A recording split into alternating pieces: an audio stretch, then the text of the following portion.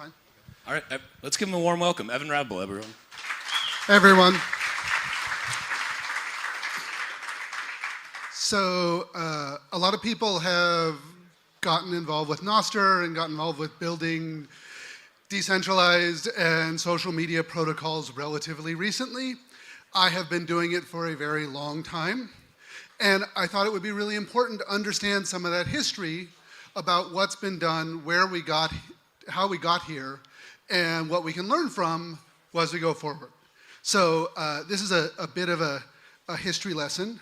The first is, I'm sure you've seen this XKCD thing, which is like, oh my God, these standards suck, I'm gonna make a new standard. That is very much the situation that we face. Originally, back in the 1990s and 80s, we had a whole bunch of decentralized and open social media protocols. They're not the ones we use today. You know, there's SMTP, email, RSS, Gopher, Usenet, XMPP, Xanadu, which was the original thing behind the web. So we've been trying to do these things for a really long time. Today, we have, this is my list of currently active, in development. Ooh, it went away.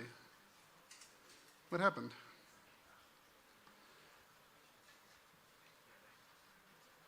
Did we get the, does anyone know why?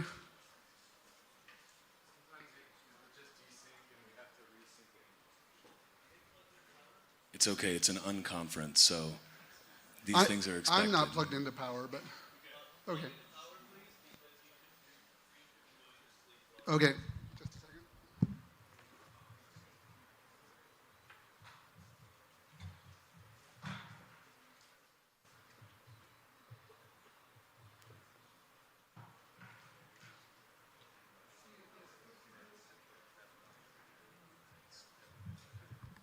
Okay, so you might just know about Nostr, ActivityPub, or maybe a few others like Scuttlebutt, Blue Sky, but as you can see here, oh, Jesus Christ.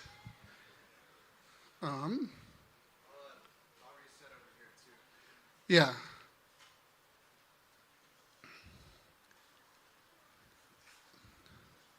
So there's a lot of decentralized social media protocols. There's a lot of people trying to do these things.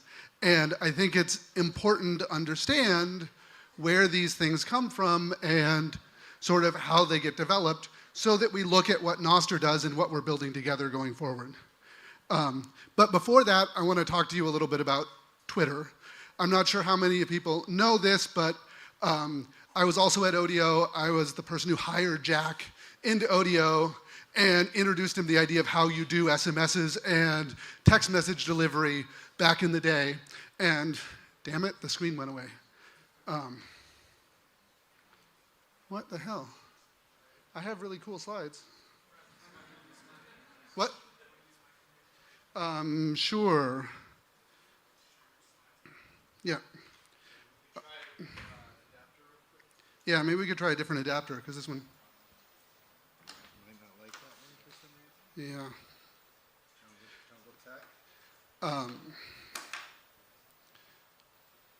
So I thought I'd give a little bit of a history of how Twitter came about, because it's useful to know. Mirror.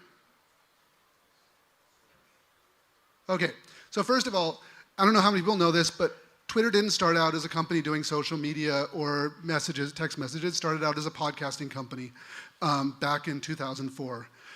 We were a standard stealth startup. We didn't tell anyone what we were doing. We were very secretive. We spent many, many nights working late, standard like 16 to 20-hour days, slept in the office. And at the time, in 2005, when we launched, we were the hottest startup out there. We launched in the New York Times. We launched in the stage of TED. This was a time in which there was not a lot of startup investment. There was not a lot of things to be excited about. We were cool. We built this site that you could like discover podcasts, you could create podcasts, you could collaborate. We kept adding features and working on it. You can see a bunch of us sitting around the table. And then Apple came along and they launched podcasting integration into iTunes, and they fucking crushed us. Like, just like we lost, and we ended up in a kind of purgatory where we still had money in the bank, we still had money as a startup, but it wasn't working, and we needed to find a way to do it, and we needed to pivot. So, the VCs behind it, they were like, you guys had the best team, you had so much smart stuff, you had so much attention, everything else, and you failed. So our solution was to do a hackathon. And our hackathon was, we had a brainstorming of ideas. We did this every Wednesday for about 6 weeks, where we came up with a bunch of ideas and we did different cross-functional teams. We'd work from 9 a.m. and at the end, at 6 p.m., we'd demo what we built.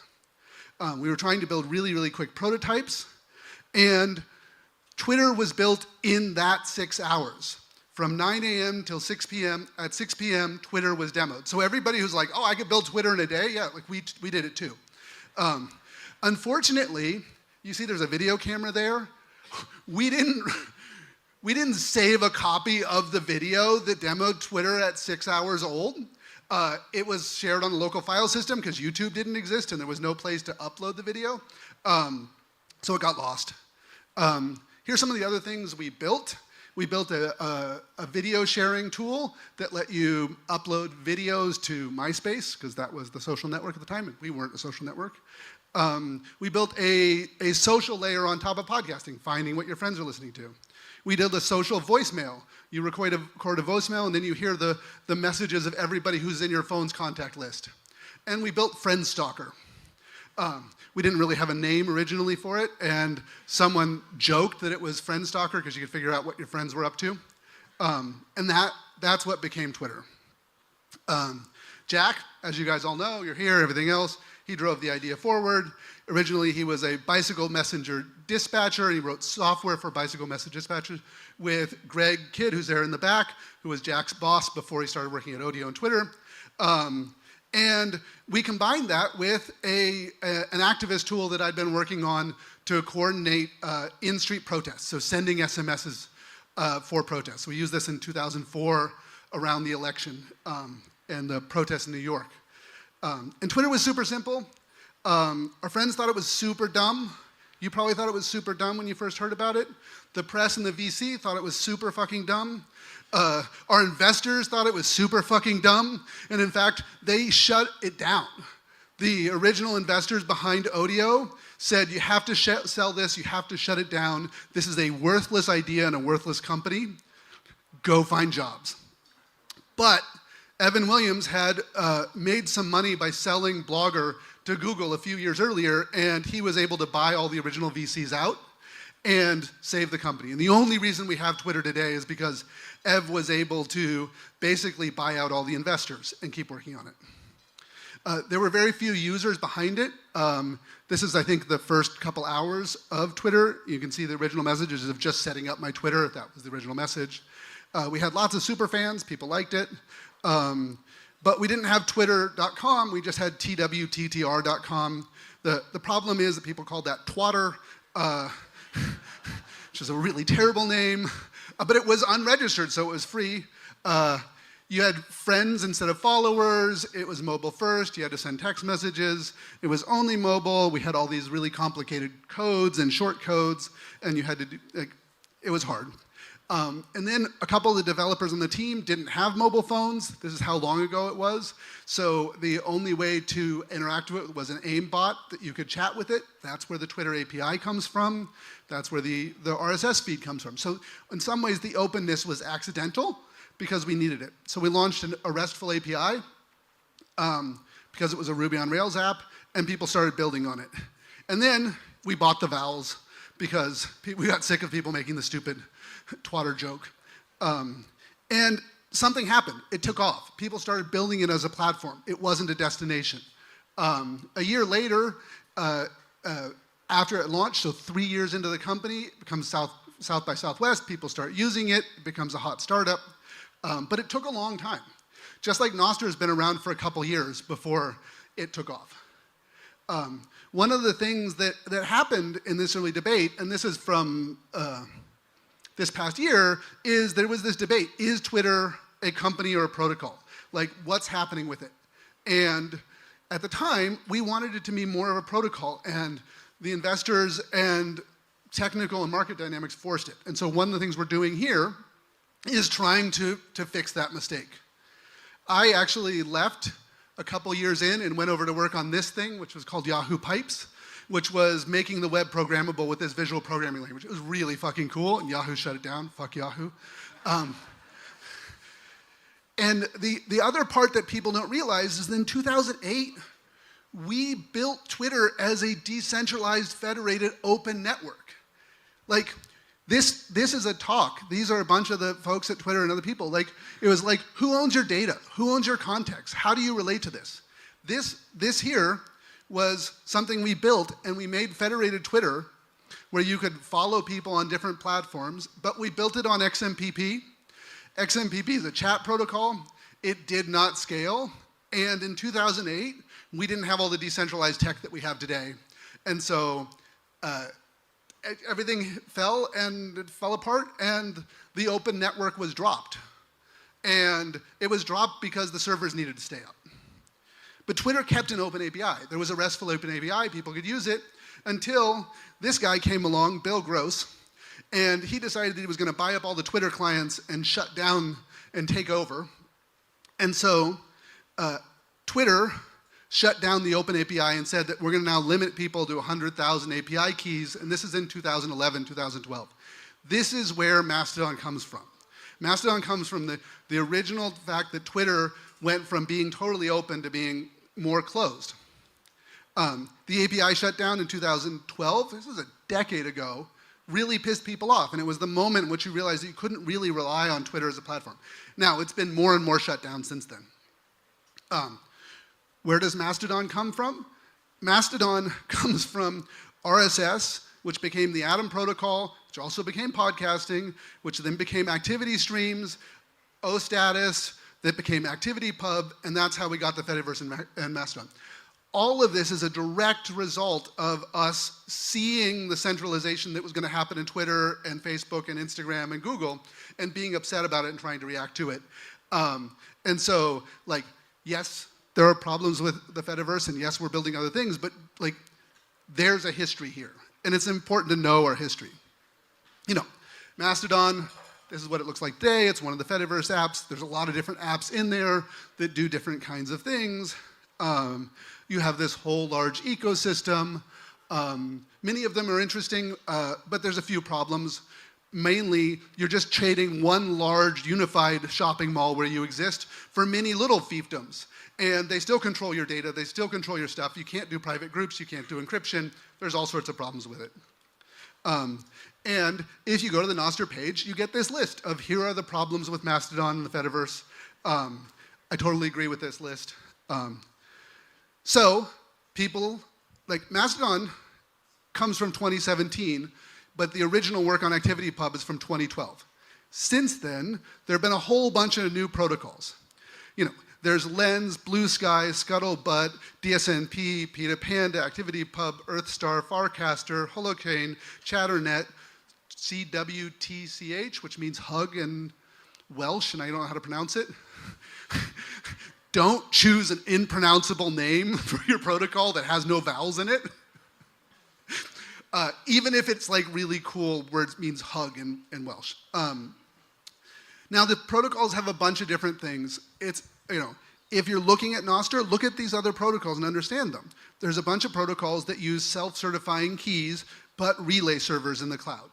And, you know, Nostr's not there, but it's in this category. If you want to know what to do with Nostr, look at these other protocols. Some of the people building Nostr apps came from the Gun protocol, came from some of these other protocols, and like, oh, it's very similar.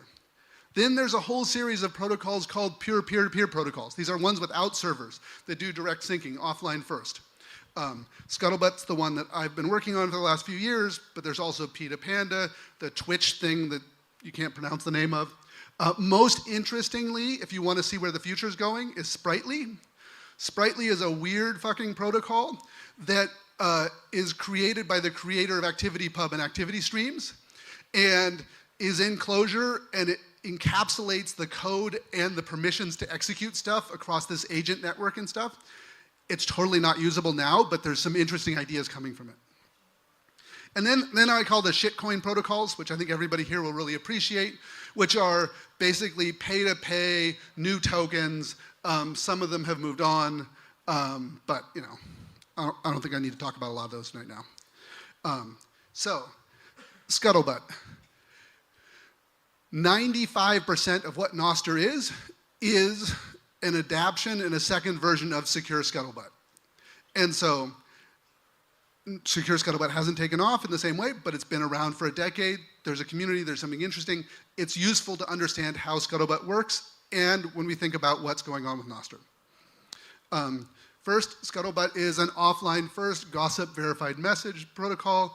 You have a signed log. The primary difference between Nostr and Scuttlebutt is Scuttlebutt has strict ordering, and you sign all of the previous messages in the signature of the new message. So that has some good aspects, which is more censorship resistant. The peers can't drop a message from you. In a relay, they can drop messages, they can hide messages. You don't know if they're giving you all the messages. In Scuttlebutt, you can't do that. And you can't fake the order of messages.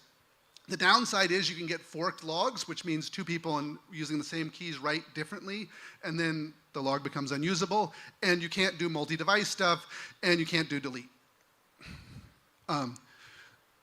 Scuttlebutt's based on a ideological thing of what's called solar punk, which is sort of cyberpunk but off-the-grid permaculture. It's very driven by a set of the values behind it and is advocating a set of commons. The common stuff exists in Nostr and in Scuttlebutt. What is the commons? The commons is a thing that is not owned by private capital and not owned by the state that we participate in. Eleanor Ostrom was the first woman to win the Nobel Prize in economics. She studied this stuff. And all of the crypto, like Bitcoins is a commons because people participate in this way. It's an economic resource. What we're building with Nostr is a commons, and so we need to realize what these things are and how they work. And for a commons to work, it needs to have 8 characteristics. You need to have clear ideas of what the group boundaries, are you using the protocol? Do you comply with the protocol? What's in and out? Both spaces within it and the larger space. You need to have rules for governing it. Those could be code rules, those could be social rules. You need to be able to ensure that the rules can be modified. Can you update them? You need to be able to make the rule-making rights respected by the outside authority. You look at cryptocurrencies that get banned in countries.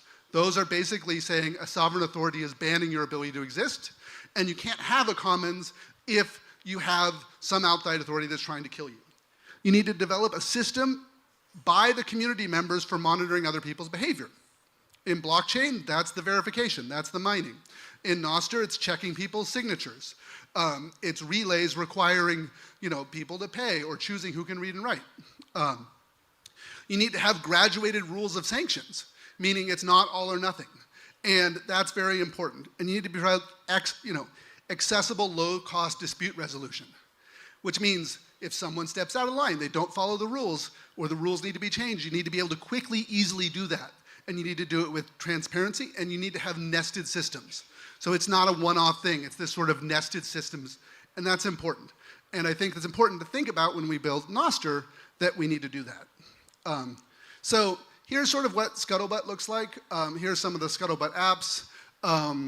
Some of the differences is that Scuttlebutt by default uses Markdown. It has longer form posts. It's like the NIP23, I think it is, that does the longer form posts as opposed to the shorter Twitter posts. It also has part of the protocol the ability to do built-in image and binaries. And so like there's a version of GitHub called GitSSB that runs on Scuttlebutt. This is Planetary, the app that I and some friends of mine built. It's a Scuttlebutt app. It's a social app. Here's Miniverse. It's the main Android app for Scuttlebutt. And then to just sort of point, here's the two things. Here's Nostr and Scuttlebutt. Here's what the actual messages look like. And as you can see, it's nearly identical. Like, the structure of it's slightly different. Nostr has a better way of encoding and verifying things. It's a little bit more concise. There's a few things that exist inside Scuttlebutt that don't exist. Some of it is that signing the previous message, but also the way mentions work are slightly different because you can do binary mentions for files. And then the last part is that because it's a pure peer-to-peer network, you have a gossip model, which means your messages pass from you to the next person to the next person, and you don't connect directly to the relays. So stir-fry does this, where you can send a message to stir-fry, and then stir-fry gossips the message on, and it uses the signatures for that. That's an idea that also exists inside Scuttlebutt. And so inside Scuttlebutt, everybody's user is subjective. You're just using it. And this is what people talk about Nostr with the gossip model of like, I'm only seeing the world around me, or it's 2 degrees out, that kind of thing. And it's a way of dealing with spam that isn't proof of work or paid relays. The last thing I want to talk about is something that's, I think, important when we think about designing Nostr and designing what we're building is we don't escape the need for moderation. We don't escape the need for deciding what's appropriate speech and behavior in different spaces. All we're doing is liberating ourselves from unaccountable corporations that use opaque processes to decide what it is. But the need to decide what you see and what you're going to host on your device and what you're going to host on your relay still exists. And the moment at which you choose to say this isn't or isn't spam, you're forced into the decision about other stuff. And so we have to solve that problem. And we have to think about how we solve it. And I think in Nostr there's going to be a lot of different solutions. But we don't escape the problem. All we do is we get to pull that problem from the trust and safety teams at these big companies, and we get to handle it ourselves. So, you know, I don't know if you can read this. These are a bunch of Nostr posts. I'm not going to read them out loud, but there are parts of Nostr that are incredibly offensive and abusive. And when you make rape threats, when you make death threats, that's not neutral. You're doing it to silence someone else's speech. In particular, I don't know how many people saw this, but Rashmiya made a post, she's right here, of a selfie. It was a completely innocent post, and as you can see over on the right, someone replied with, "What a wonderful selfie, I want to rape and kill you." Like, that's not okay. Like, that is silencing, and we need to build tools that let people use these platforms in a way that doesn't silence them. And we need to build tools on the relays, in the apps, for the users to solve these problems. If we don't solve these problems, we won't get widespread adoption. Like, if we build a system that only, you know, professional, well-educated, white, straight men from the first world could use, that's a teeny percent of the world's population. That's not reaching everyone. And so you can't just advocate from this problem. You know, speech can silence, and we need to realize that and realize that there's a balance. And what you see and who sees your stuff needs to build it. And we need to build those tools, and that's okay. And I'm not saying that the Nostr folks or the Truth Social folks can't be posting on Nostr. I'm working on a system where they can post. But what I'm saying is that we need to build software and tools and relays and apps where users aren't subjected to that and they can provide themselves some kind of safety. Lastly, there is a lot missing from Nostr. We know this. There are private groups. When you send direct messages, they're encrypted, but you don't get metadata privacy. That's a major problem. In Scuttlebutt, you get metadata privacy. You cannot see who's messaging whom. There are protocols for this stuff, for private groups and metadata privacy. It's called MLS, uses double ratchet encryption. All we have to do is use the damn libraries. We need to have clear structured public groups. If you're going to have a commons where you're going to say, I'm going to kick someone out, you need to be able to say what the limits of the group are. Are you a member of the group? Can I see this? Relays kind of do that. We need a system by which devices could directly sync to each other. Like if we really care about free speech and we care about working in offline environments, in Scuttlebutt you don't need internet connection. You can sync over Bluetooth, you can sync over mesh networking. We can do this with Nostr by running a little local relay inside the apps that can directly sync, and it copies elsewhere. It's totally doable. We need a protocol for binary files. How do images and videos work? We need to actually pay attention to content reporting. Right now, we write the content reports, they go off the relays, and no one looks at them. That works now, but eventually Apple and Google are going to remove all the apps from the app stores if no one is responding to those content reports. And so the people running relays need to be able to see those content reports. They need to be able to make decisions, and they need to be able to communicate back to it. I'm not saying what the content policies should be. I'm just saying that we actually have to have them, and people need to be able to respond to them. We've been developing some trust and spam algorithms inside Scuttlebutt. We have this algorithm called TrustNet, which is a decentralized way of verifying based on who you're connected to, who mutes who follows whom, and so that someone far away from you in the network, you could say, this is a person who is 5 degrees out from me in the network, but I can trust them because our intermediaries are trusting. Or this is someone who's 2 degrees out, but my mutual friends hate this person and I'm going to block them. We need things like a DHT. We need easy, fast ways of discovering what relays people are using. And we need key backups. There's a project called Dark Crystal that we use inside Scuttlebutt that use Shamir secret sharing, where you break up your private keys, you send it to your social graph of the friends, they can reconstruct it. The libraries are there, we just need to use it. And lastly, I and Matt and some other folks were building a Nostr app that's based on all the learnings back to Twitter, back to building Scuttlebutt apps. It's called Nostr Social. There's flyers around, you can join test flight. Twitter was built with a hackathon.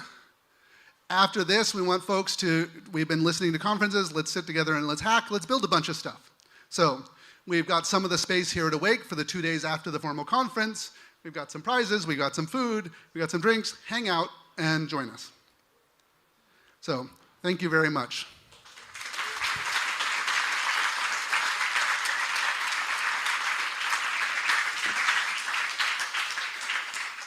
That was fantastic, and we've got as much time as you're willing to give for Yep. questions. Go, let's do questions. I'm sure we're going to have some here.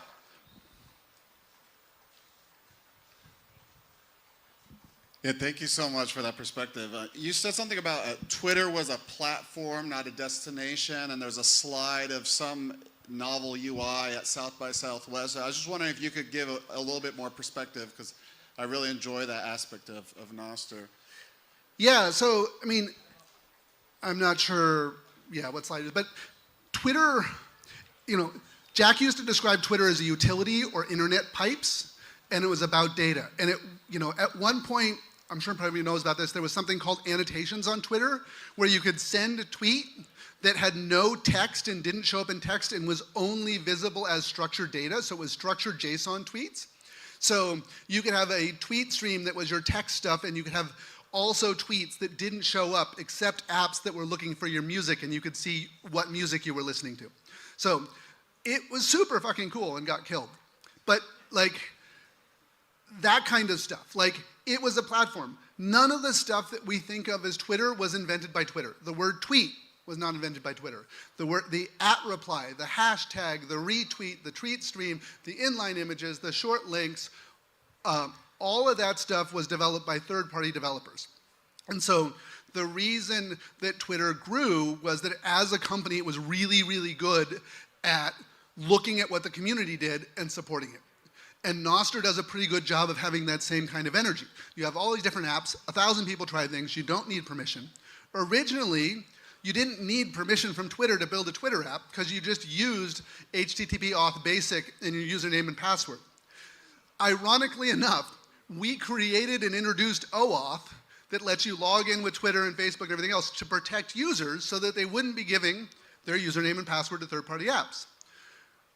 By creating OAuth, that means the apps have to register with the servers, and it shifted the power back to Twitter, and that was how Twitter eventually shut down the third-party app ecosystem. Before OAuth, your credentials were almost similar to your NSEC. And we didn't know, you just had to trust what apps people were using. And so that openness and that kind of, you can send anything on this, you can build anything, you can use it any way, you rethink it, is a lot of the innovation. And we see that in Nostr too, of like, I have a crazy idea, I want to build it. And I want to send different kind of data. And so Twitter in the early days did that. And then eventually, especially after Jack left the first time and then Ev left, there was no one leading the company who remembered how it got there. And so it wasn't until Jack came back as CEO again that you finally had someone running the company who remembered why things were the way they were.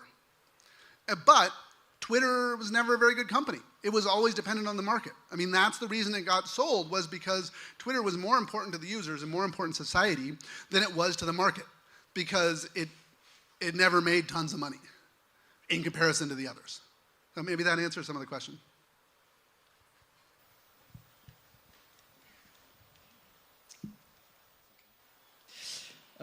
You said Nostr get more traction than Scuttlebutt, and Scuttlebutt was started like 10 years ago. Yeah. Do you think the availability of Lightning is having any implication on the fact that Nostr is taking off?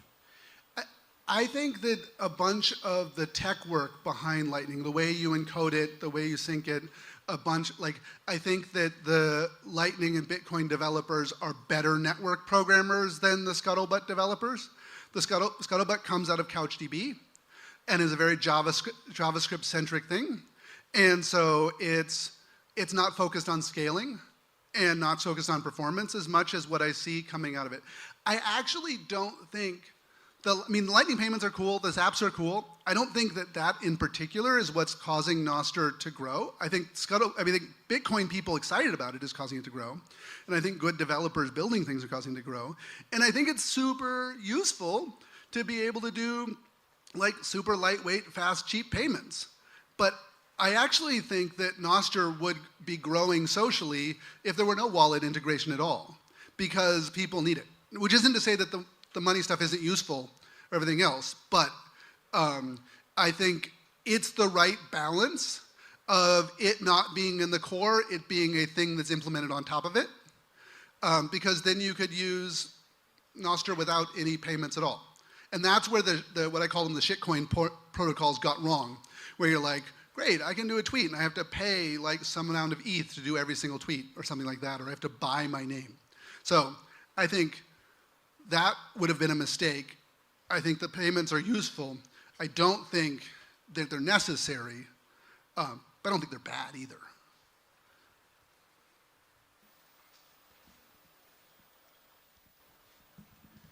So I was interested in what you were saying about the kind of content moderation aspect, just from the perspective of, when people get like death threats and stuff like that. I think it's very much needed.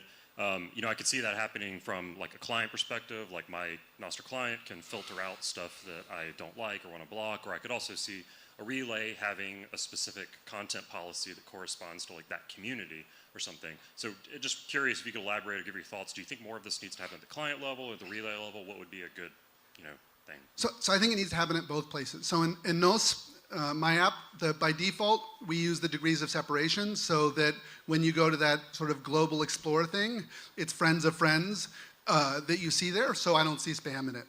And so I think some of the apps are building in good spam protection. I think that the relays need to post a link so that users can see who's running it, and there's a nip for this, and what their content moderation policy is.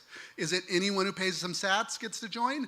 Is it we allow anything, and this is a radical free speech thing? Is this like, this is a church group relay, and we only want family-friendly things? Is this a relay for sex workers? Like, you should be able to say, oh, I'm going to join the relay for sex workers, or I'm going to join the relay for my church, and know what you're getting. And so I do think the relay operators are hosting content, especially once we get it, even textual content, but especially rich media. There is content which is illegal to host. And if you're running a server and you have users in Europe, you need to comply with GDPR or it's illegal. If you have users in Germany, they cannot see swastikas. You might think that's a dumb law, but It's a law. And so if you're going to be in app stores, if you're going to have people like build the apps, if you're going to run services, you need to comply with those laws. You need to comply with the law of being able to take down child porn. And the relays need to be able to expose to the users what the rules are, who's running it, what the content moderation rules are, how often do people respond. And in particular, I think, and this is where the Lightning Network and the payment is super powerful, that moderation work is important social labor. With the centralized platforms, we watch ads, and then they use that ad money to pay for content moderators in the Philippines and India to decide what content to remove. When we're running relays, we're expecting those relay operators to do stuff. They're removing spam. We can just pay the relay operators to pay people to do that social labor, and then if we don't like one group of people is doing that thing of what they're moderating, we can go to a different one. But like being able to directly pay them for that labor, I think is super exciting and powerful. And to me, that's one of the most exciting parts about the way in which there's payment integration is because now instead of like in Mastodon, it's free labor. People donate a little bit to keep up the servers, but no one's paying for that moderation. We can say, you know, the sex workers and the church groups, they want different moderation rules, they want different people, and I can easily pay them to do that work so that I don't have to deal with it myself. Some of it's algorithmic, but a lot of it's humans. I see another question back there.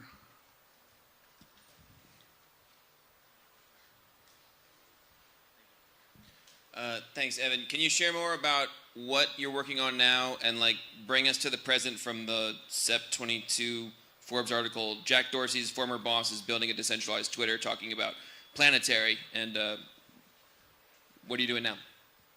Yeah, so that article, the interviews from that article were from last summer, so June, July. Forbes takes forever to get out articles. I've definitely been following Nostr, and I've been participating in the Blue Sky project. I sat down with Jack before Blue Sky was ever announced. I'm like, there's no way in hell this is gonna ever work if it's inside the company of Twitter, because Twitter will kill it.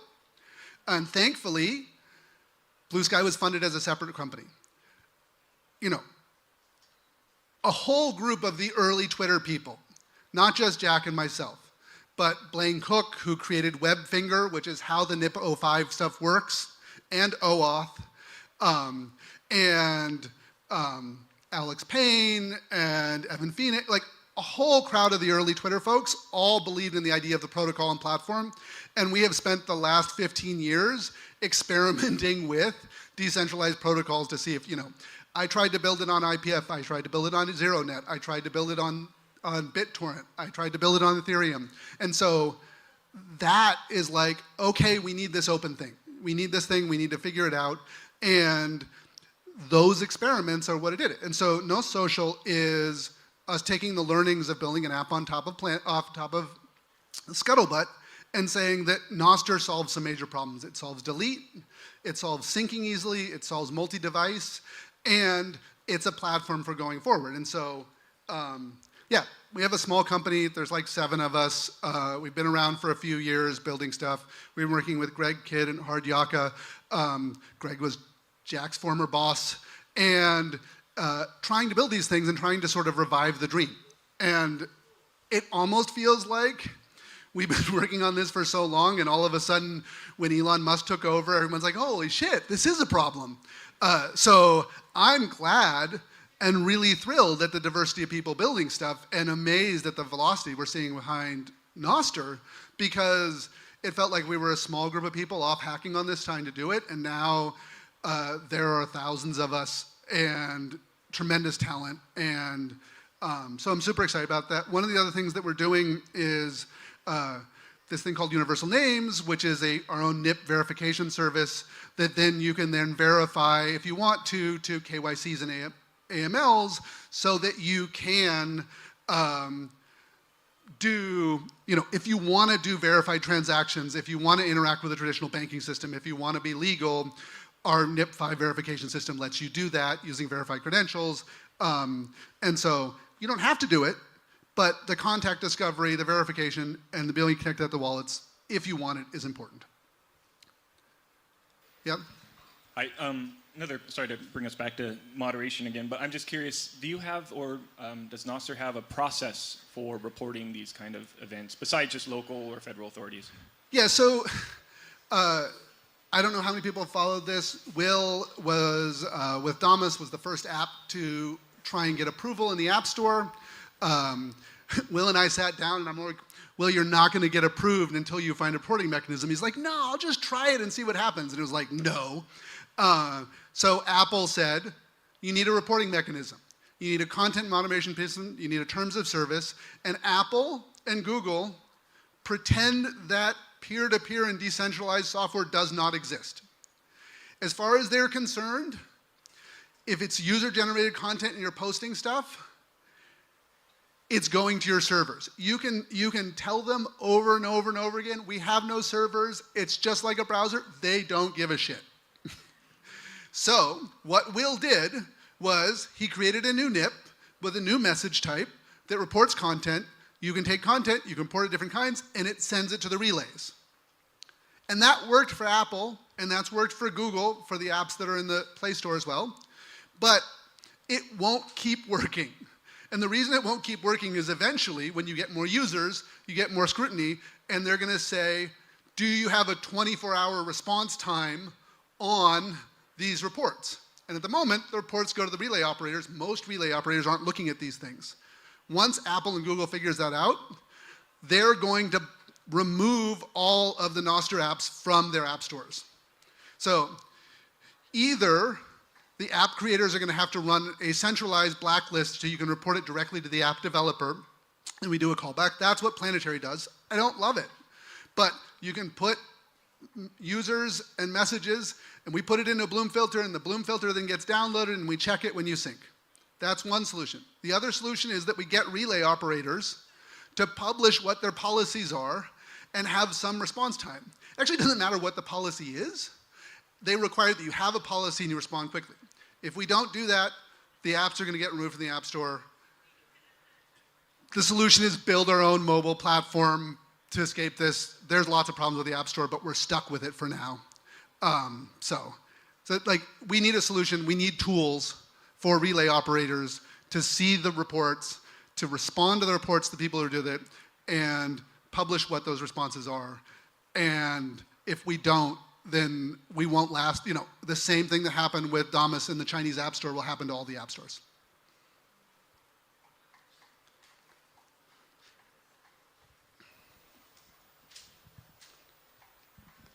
From your survey of the landscape, do you see anything interesting as far as names outside of like naming things instead of just using DNS outside of shitcoins?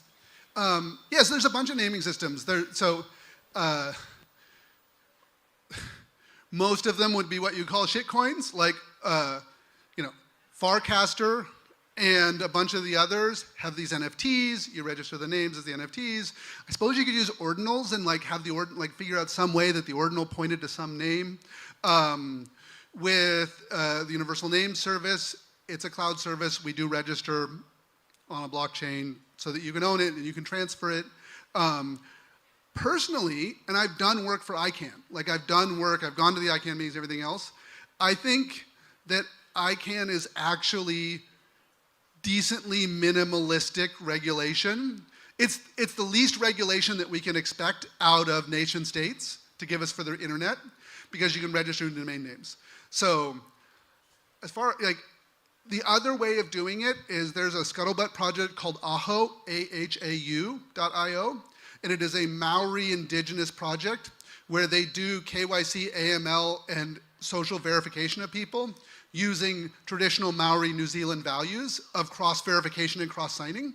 And they're in the process of then taking that to the Maori-owned banks and using your social signing of who you're related to and what marae, what like community center you're in, to get your legal verification so you don't have to go to the New Zealand government to get verified. So like maybe the Ahau project provides you an example, and it's super cool, but it's not a flat namespace. If there's a flat namespace, someone has to run a service, there's a marketplace. We could use DNS, we could use something else, but I don't know a way out of it. Like it's either NFTs or the pet names or DNS. If someone comes up with something, great. But I think we've been trying for a long time.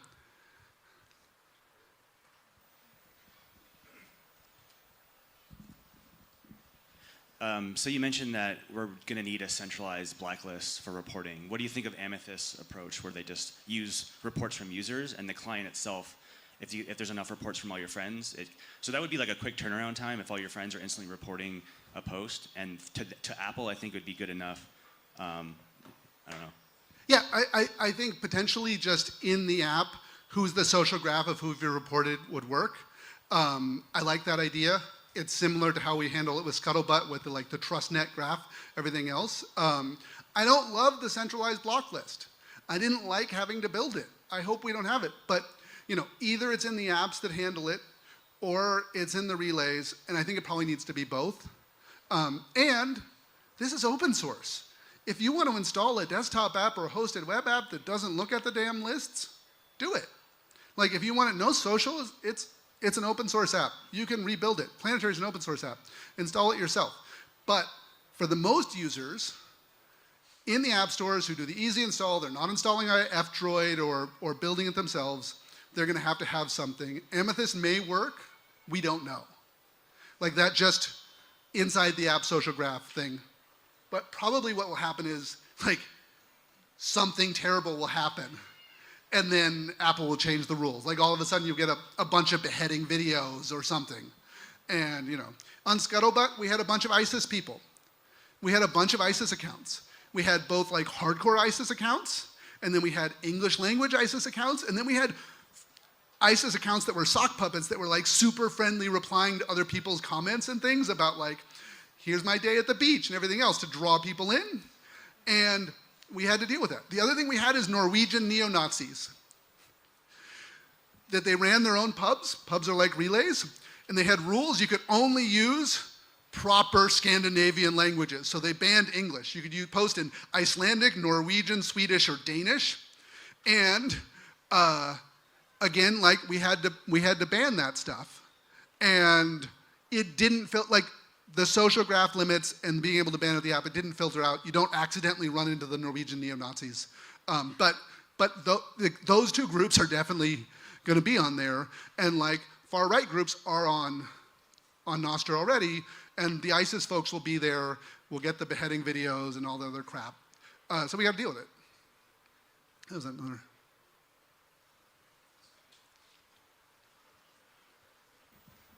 I was curious if you could elaborate a little on the idea of the solar punk and the 8 rules of the commons or whatever it was. Is that more for open source governance of the open source projects, or is that does that apply deeper to the protocol itself? So I think it applies deeper to the protocol. I think that when we design protocols, we put values in them.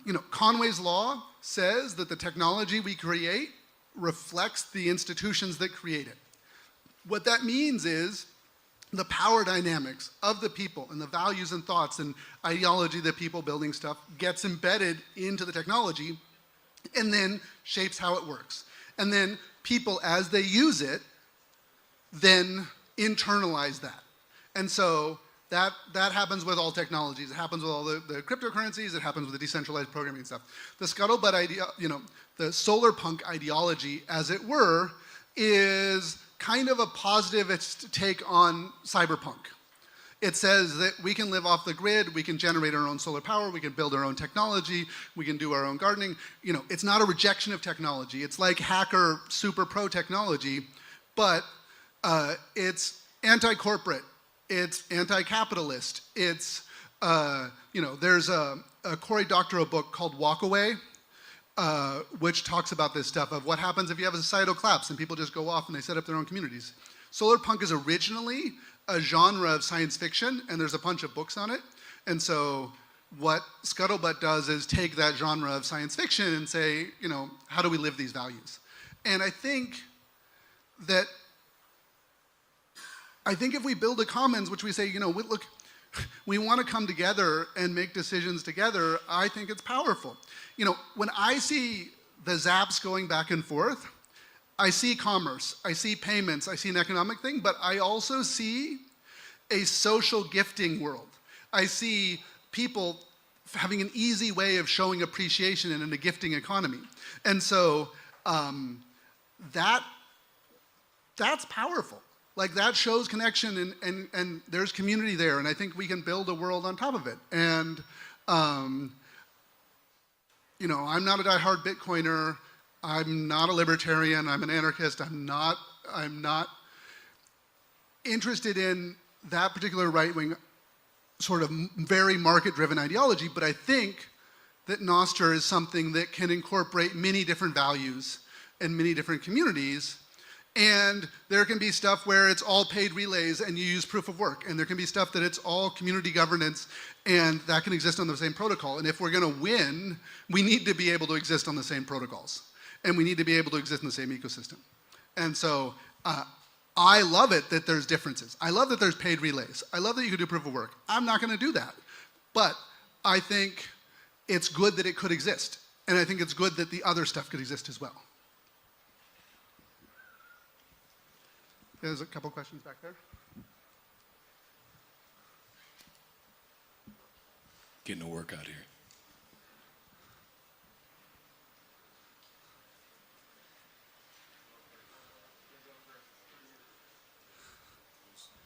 Who's up?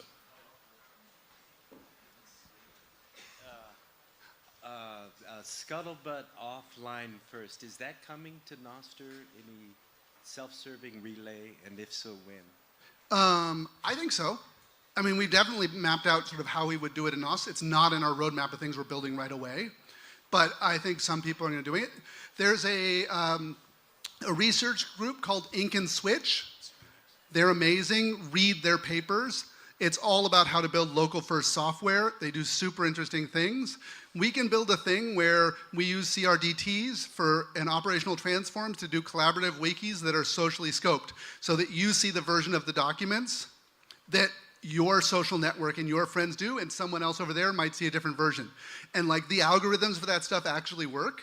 And so I love that we could build a system that's resilient to collapse. I love that we could build a system that doesn't need an internet connection, that we can sync directly to each other. And I don't see anything in Nostr with the relays that say we can't do that. But I will say this, having built it, it's super fucking hard to run everything inside the phone. And part of the reason Nostr has taken off is because cloud services are really easy to run and scale. And running everything on this damn device is really hard because Apple and Google don't make them to run peer-to-peer. They don't make them, they kill the processes. It's hard to do inbound connections. It's hard to do hole punches through the NATs. So it's not, you know, you're going against design. But I think we could do it, and I'm sure some people will. So David from Planetary told me to find some Rabble. I guess I found you. So there are a lot of stuff to discuss, but like one thing I just want to throw publicly so the community can think about it.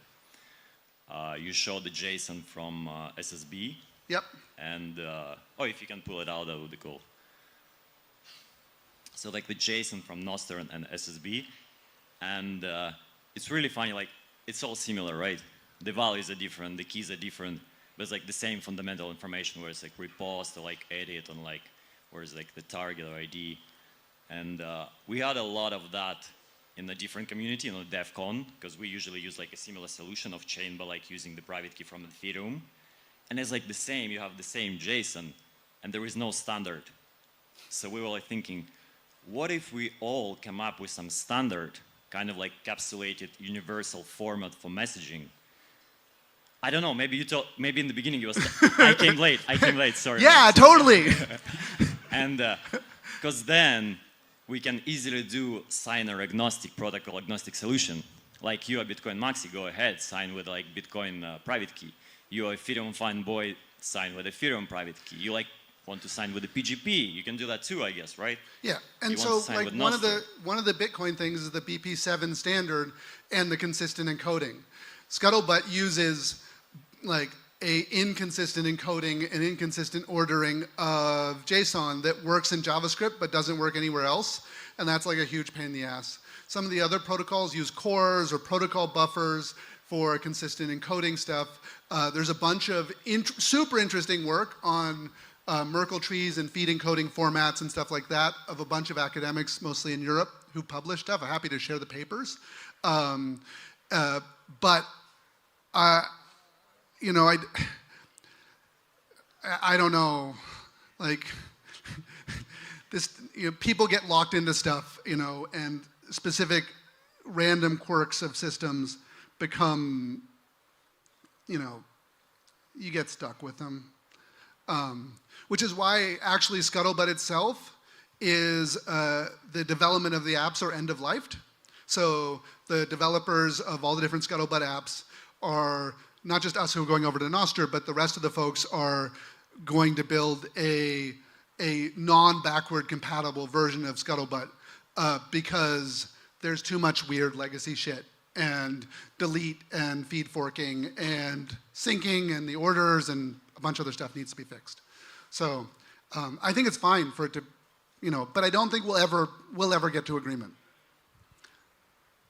I think it's lunch too, so I appreciate you all hanging out. Can we Thank give you very like a much. standing ovation for this one? This is amazing.